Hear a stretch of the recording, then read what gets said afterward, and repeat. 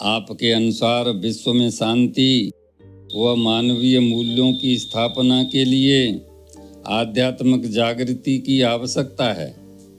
परमात्मा ईश्वर निराकार इस सत्य को बीच में शामिल कर लेने से कहीं पर किसी भी कारण जन्मे हुए सारे मसले स्वतः हल हो जाते हैं, चाहे वह इंसान और इंसानों के बीच के मसले हों या धर्म मजहब के नाम पर अथवा जात पात के नाम पर होने वाले मसले हों।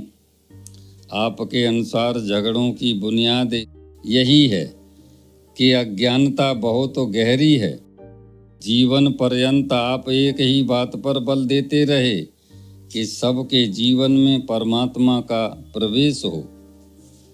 आप आध्यात्मिकता को आपसी सौहार्द में पिरोकर खेल, नृत्य, संगीत, साहित्य और कला के साथ जोड़कर व्यवहार में लाना सिखाते रहे।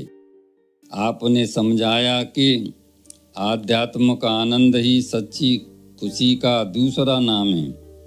आपकी हर पल यही तमन्ना रहती थी कि जीवन में सब अपना सर्वांगीण विकास करते हुए जहां उच्चतम उपलब्धियों को प्राप्त करें, वहीं सबका केंद्र बिंदु केवल अध्यात्म ही रहे। क्योंकि अगर हम आध्यात्मिक रूप से मजबूत हैं, तभी हम सही अर्थों में जीवन जीते हैं, अन्यथा हम केवल श्वास ही ले रहे होते हैं। निरंकार का ज्ञान आवश्यक है। जहाँ अहंकार है वहाँ निरंकार नहीं। सतगुरु बाबा हरदेव सिंह जी महाराज निरंकार को परम सत्ता मानते थे।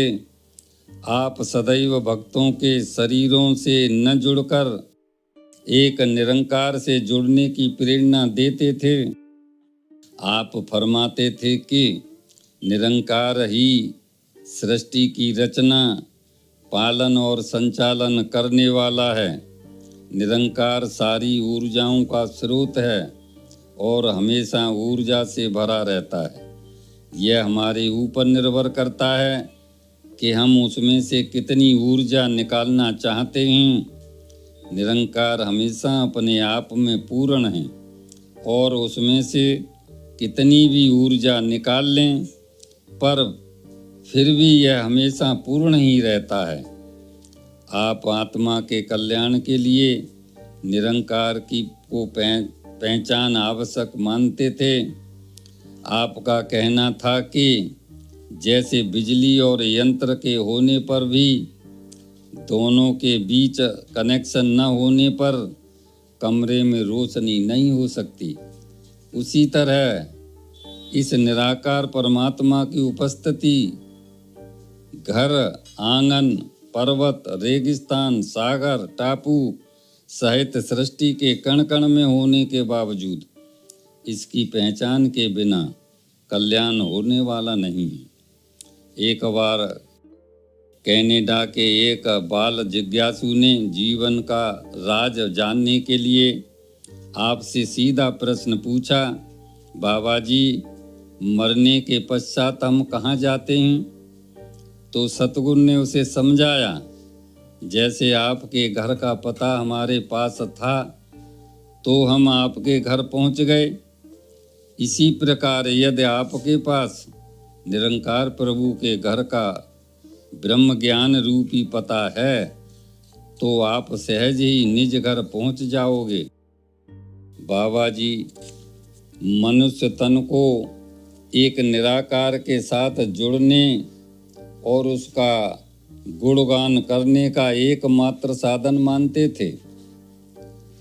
आप रटन को सुमिरन नहीं मानते थे, बल्कि निरंकार के एहसास को सुमिरन कहते थे, जो जीवन में खुशी और आनंद का स्रोत है।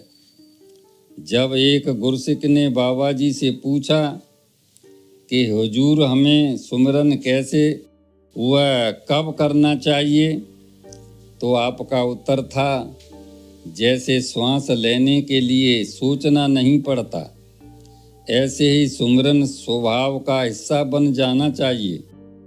प्रयास नहीं, आप अपने प्रवचनों में भी अक्सर फरमाते थे, निराकार को ही जीवन में विशेषता और प्राथमिकता देनी है, और कुछ बिसरता है तो बिसर जाए, और कुछ भूलना है तो भूल जाए, लेकिन निरंकार तू न बिसरे।